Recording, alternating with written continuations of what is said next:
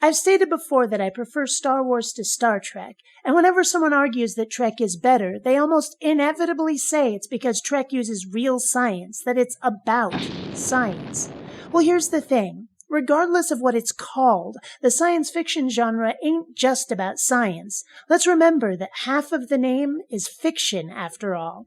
It's not as if the fantasy genre is just about people's fantasies. If it were, it would be about anything, would pretty much contain just about every genre there is. Fairy tales aren't solely about fairies. Westerns aren't just about stories that take place in the opposite direction from east. And soap operas sure as hell aren't about soap or people yodeling at the top of their lungs.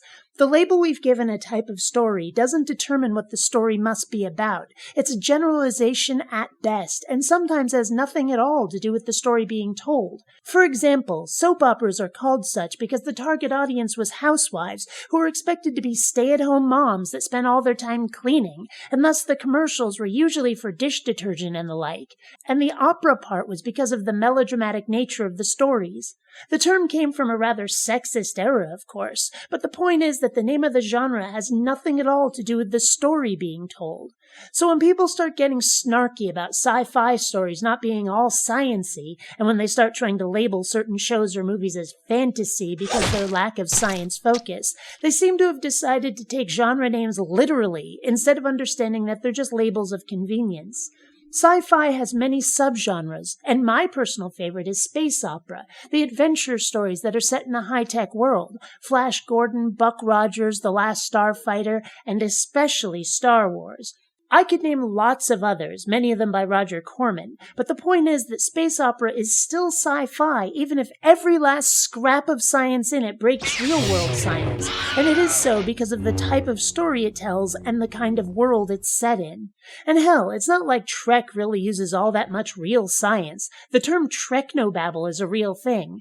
Wiktionary defines it as, quote, a kind of technobabble particular to the Star Trek universe with a particularly heavy emphasis on configurations of pseudoscientific particles and waves. So it's not like Trek is really all about real-world science either. Yes, its focus is often on something science would address were it discovered or encountered, but that's where the fiction kicks in. Mind you, I like the concept behind Trek. Get in a ship, go explore alien worlds. But were I to watch, or heaven forfend, write, a similar series, my motivation would be the adventure rather than the laboratory stuff. So when people say that Trek is better because science, as though that's an automatic win, my response is always, this makes it better how exactly? Different priorities. I'm all about spaceship fighter pilots, good guys versus bad guys, aliens, robots, laser guns. That shit is cool.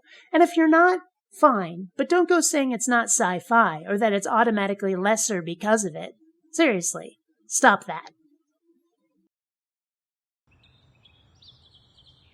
Not rating and subscribing has been found to cause obesity, acne, and male pattern baldness in laboratory rats. Yeah, whatever.